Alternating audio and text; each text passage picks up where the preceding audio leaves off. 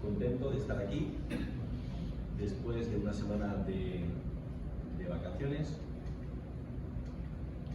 Volveremos a irnos la semana que viene, un par de semanas más, pero felices de volver a verles. Y bueno, estamos llegando al final del viaje.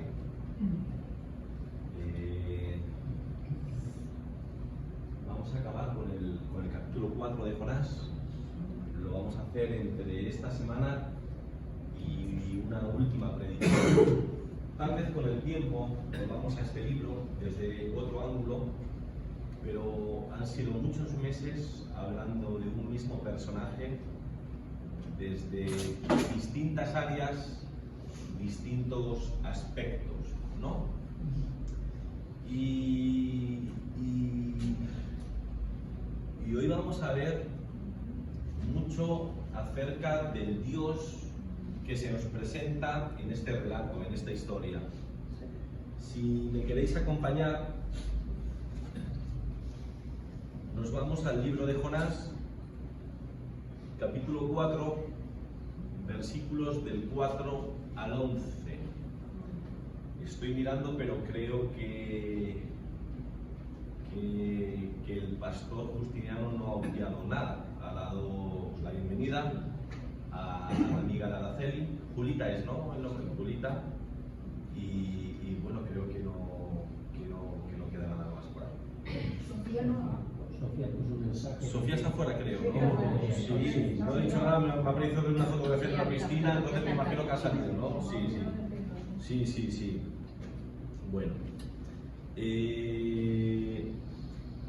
Guadalupe, cuando tengas que pasar me lo dices, ¿vale? Porque, no, como tú lo tienes, bueno. Guadalupe ha buscado nueva versión internacional, que es lo más parecido a lo que yo tengo aquí. Y les invito a que lean conmigo y que reflexionen mientras lo hacen.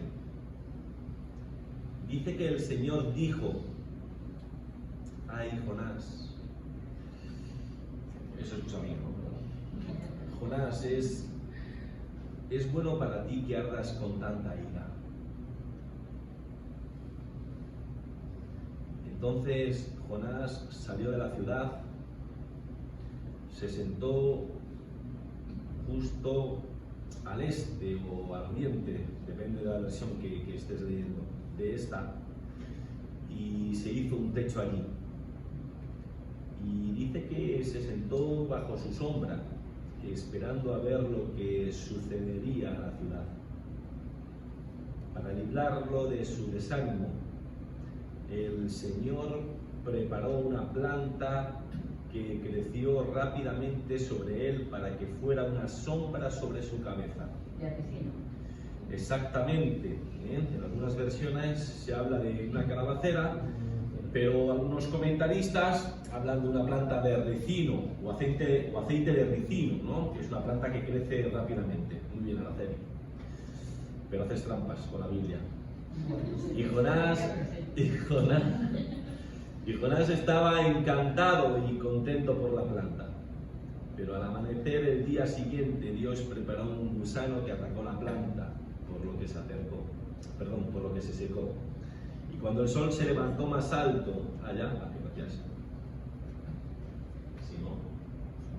Y cuando el sol se levantó más alto, Dios preparó un cortante viento solano, y el sol golpeó a Jonás en la cabeza, por lo que estaba débil y mareado.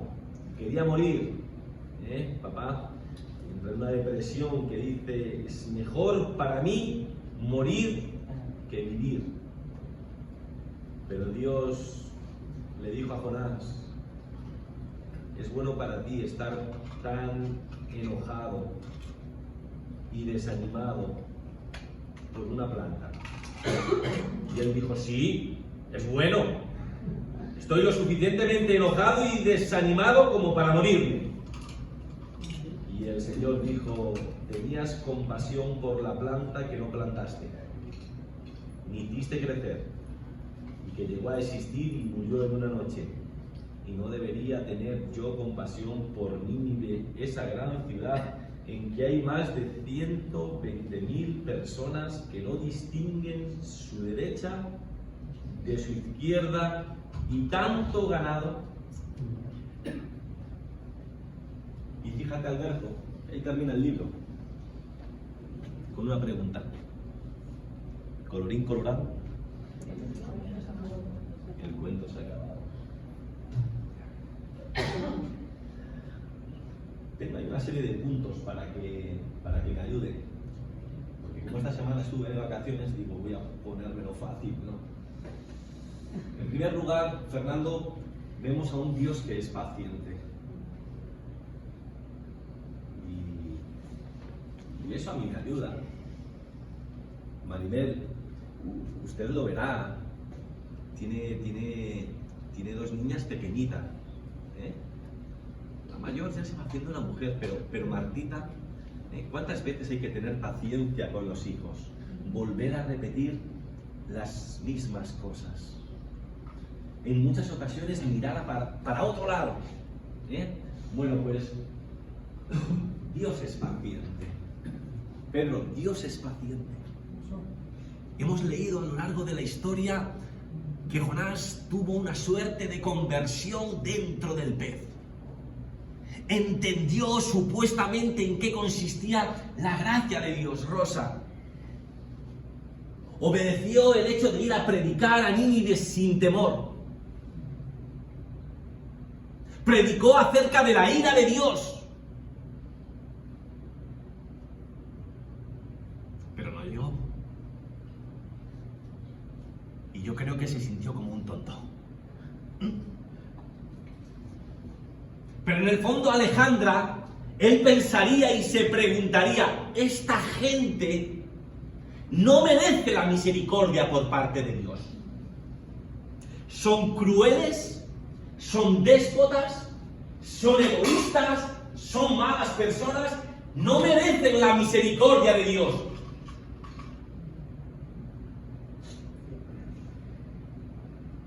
Pero Fernando, qué pronto se olvidó de su propia experiencia personal. La ira de Dios le vino a él en forma de tormenta. Y si salvó su vida, Eduardo, ¿por qué fue? ¿Por la misericordia de Dios? Es decir, si él estaba vivo, Teresina, era por la misericordia de Dios. Él sí merecía la misericordia de Dios, pero los otros no. Sin embargo, Dios no se enoja con él. Lo atiende con cariño. Jonás, ¿le hace bien a tu corazón agarrarse esos cabreos?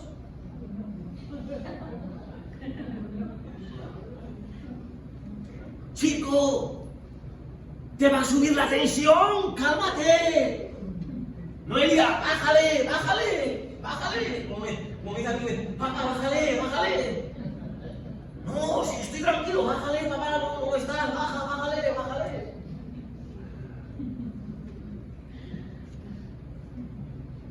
Y me gusta esto, papá, porque muchas veces sin mala intención. Yo reconozco que muchas veces las cosas no se hacen con mala intención. Pero como queremos mostrar que desde el momento de tu conversión las cosas van a ser como un camino de rosa, donde es fácil estar alineado con la voluntad de Dios, y nada más lejos de la verdad. Porque el mismo apóstol Pablo habla del conflicto que hay en sí mismo. Él habla de la nueva naturaleza y de la vieja naturaleza. Él va a hablar de morir al viejo hombre, de desechar las cosas de la carne y llenarse de las cosas del espíritu. Fernando, él está hablando de un conflicto que hay en la vida del ser humano, entre las cosas buenas y las cosas que no son tan buenas. Habla de un conflicto.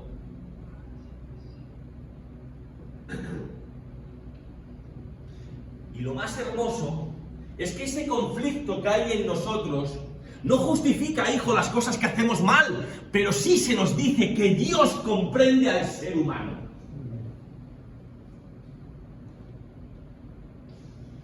Sabe que somos capaces de lo mejor y de lo peor. Y en lugar de aplastar a la persona, ahí Él muestra compasión. Él muestra generosidad. Él es paciente. Es cierto, en esto tenía razón Jonás, no merecía la misericordia de Dios, pero es que él tampoco la merecía. Y nosotros tampoco la merecemos. No podemos ser tan hipócritas de desear misericordia para nuestras vidas, pero impedírsela a los demás.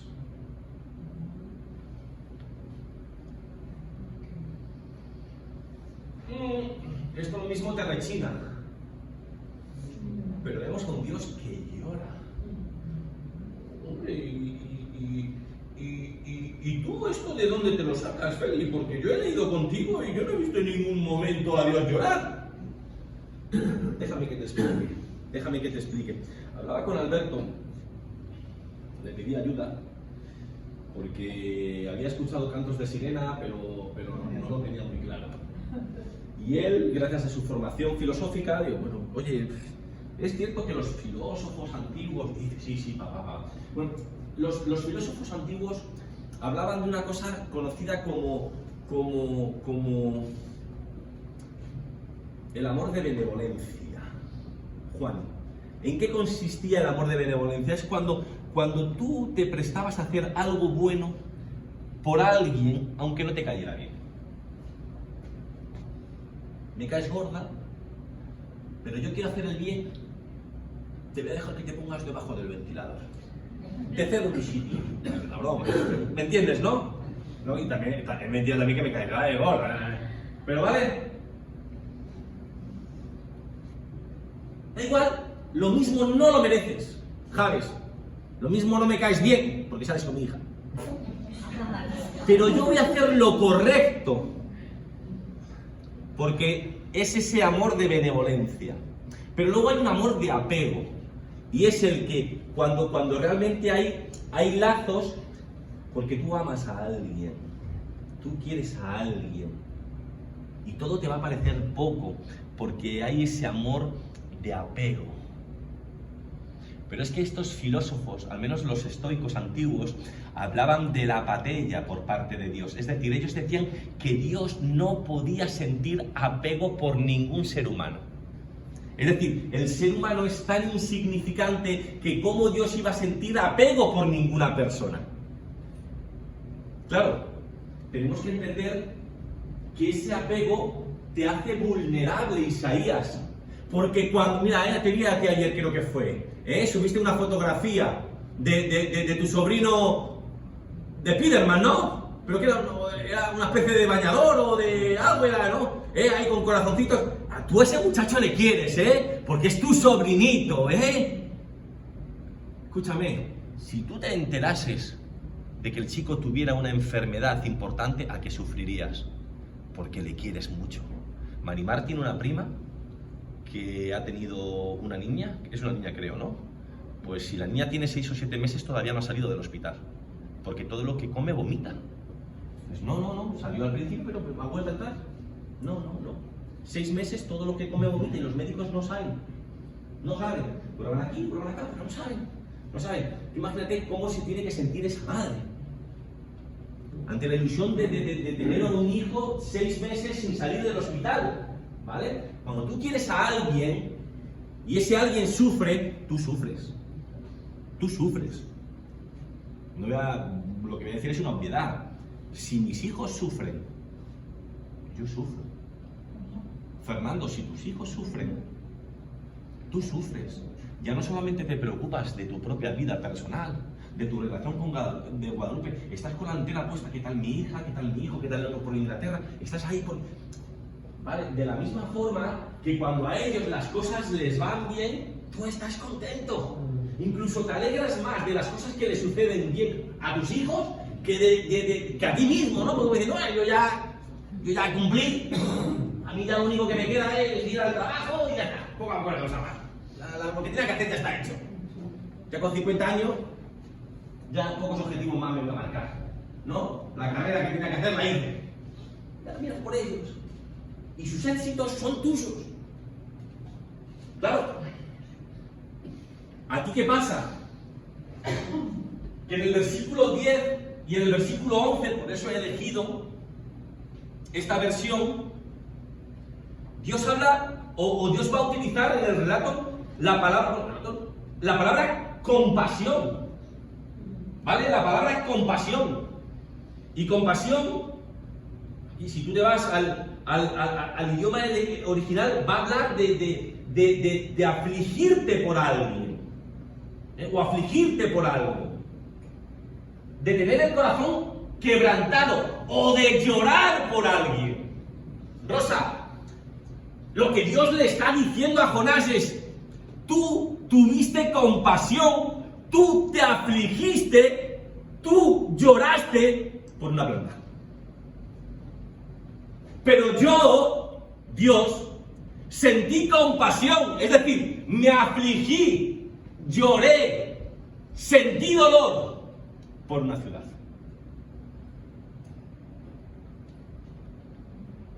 Es decir, ahí se muestra el apego de Dios por una ciudad de pecadores.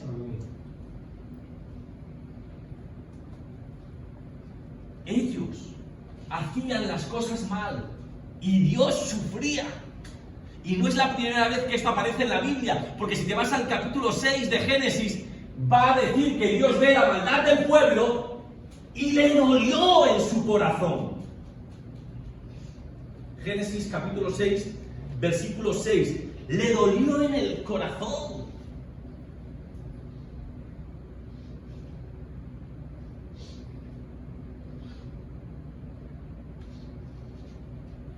Sí, Jonás.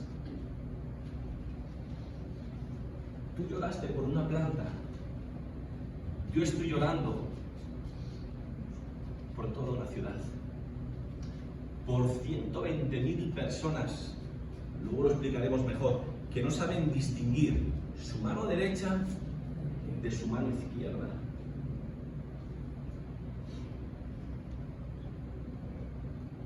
Y no solamente en el texto de Génesis, en cierta ocasión Dios ve a su pueblo, ve el pecado de su pueblo, ve lo desmadrado que está su pueblo, y Él va a decir en Oseas capítulo 11, versículo 8, ¿cómo podré abandonarte, Efraín? El pueblo ha hecho una calamidad, alejado de la voluntad de Dios. Pero este mismo Dios dice: ¿cómo podré yo abandonarte? ¿Cómo podré entregarte, Israel? Mi corazón se conmueve dentro de mí, se aflige, siente compasión, llora por ti. Se enciende toda mi compasión.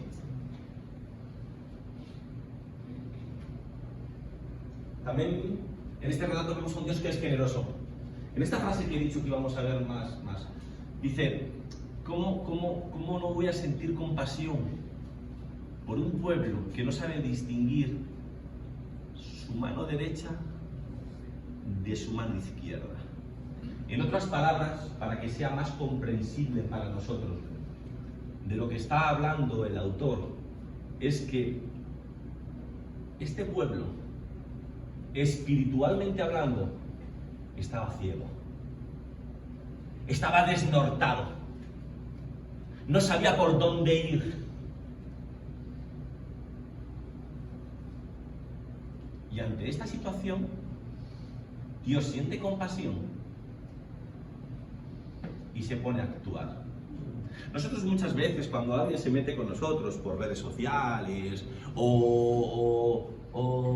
que es un tanto, no sé qué, no sé cuánto, ¿no? Como que nos alejamos de esta persona, ¿no? El domingo pasado, Fernando estaba todo nervioso. No sé por qué, pero me puse nervioso con el tema de las elecciones. Porque yo me esperaba un batacazo y al principio digo: uy, ¿qué pasa aquí? ¿Pero qué está pasando? Pues ya estoy todo nervioso, Noelia, Alberto y yo ahí todo el rato con el móvil mirando el Twitter cada 2 por 3. Hasta Marimar se puso nerviosa. Y yo estaba tranquila y vosotros venía aquí a ponerme nervioso. Y Noelia hablaba, no sé qué, no sé cuánto, y Alberto miraba y tal y cual. Pero qué fácil es cuando unos pierden, como marcar distancia con ellos. Como que no quieres tener nada que ver con ellos. ¡Ah! ¡Fuera! Estos. Sin embargo, Dios no. Dios, al ciego espiritual, al que no sabe por dónde se anda, al que no deja de equivocarse, no le llama tonto. Siente compasión por él.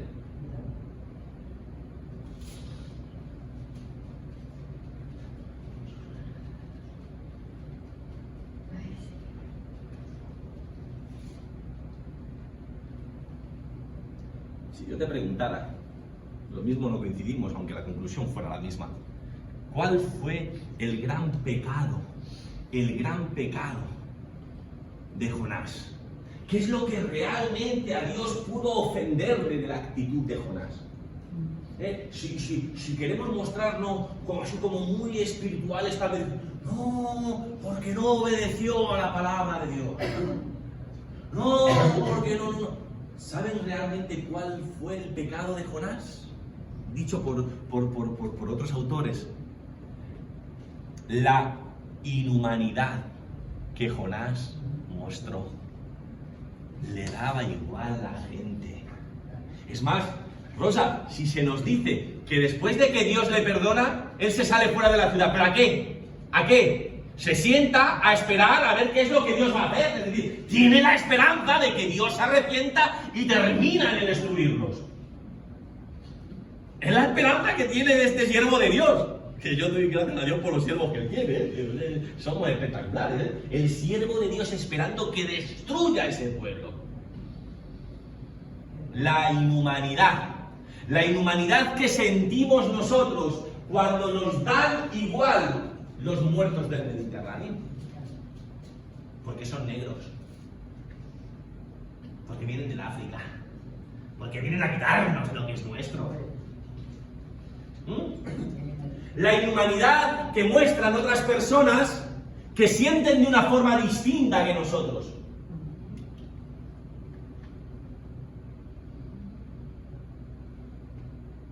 En cierta ocasión, cuando Pablo viene a predicar y dice, el que predica otro evangelio sea considerado anatema, no penséis que está hablando ahí de pecados de la carne y tal. No. Está hablando a una iglesia que está en pañales, a una iglesia que está enseñando que la gracia de Dios no es suficiente y que hacen falta tus obras para complementar esa gracia de Dios. Y ahí es donde Pablo se tiene que poner serio y dice, no depende de lo que tú hagas, no depende de donde tú vayas. No depende de un montón de cosas. Esto única y exclusivamente es por la gracia de Dios. Y como dije al principio, una gracia que él podía apropiarse, pero que no era capaz de compartir con los demás. Algo que a él no le había costado nada. A él no le había costado nada. Pero no entendía por qué Dios sentía misericordia para con nosotros. Y vamos a ir terminando. Me quedo con esta frase. Esto es del Nuevo Testamento, ¿no? Ellos no saben lo que hacen. Mira, ¿sabes una cosa, papá? Que llega Jonás llega Dios y le dice a Jonás, chico,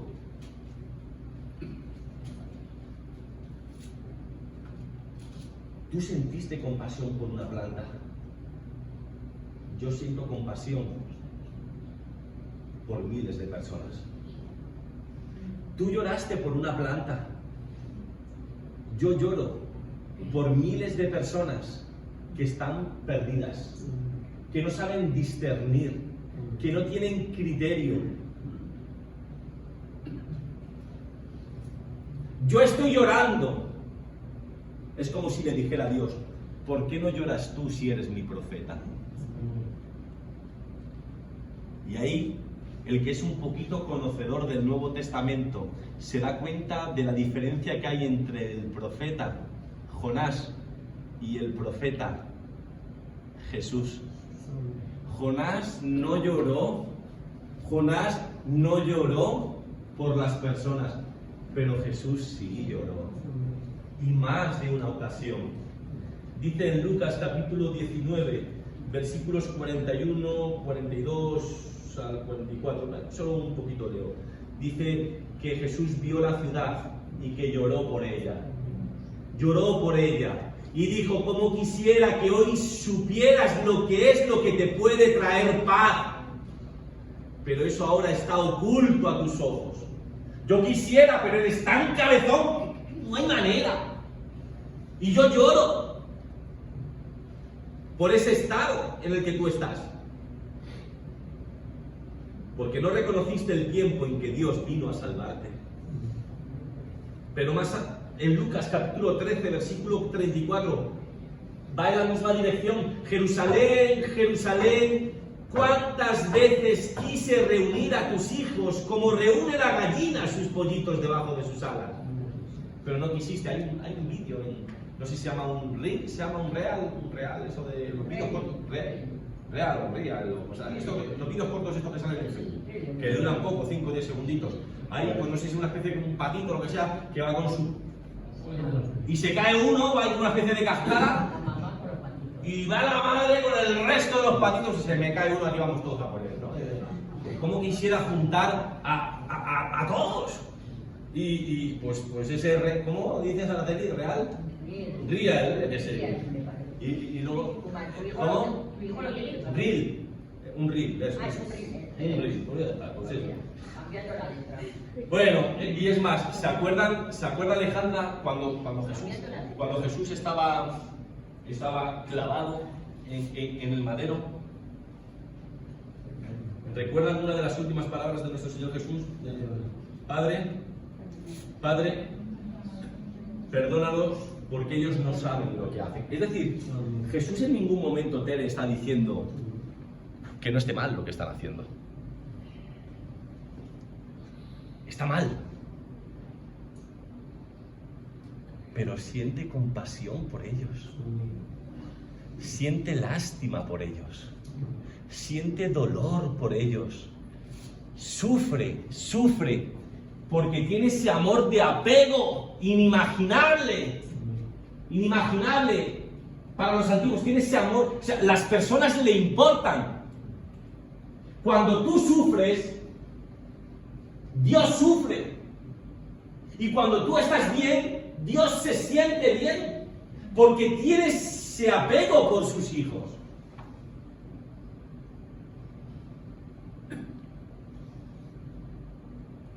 Jesús no está ciego. Él sabe la realidad, que lo que está haciendo está mal, pero siente compasión por ellos, porque no saben lo que hacen.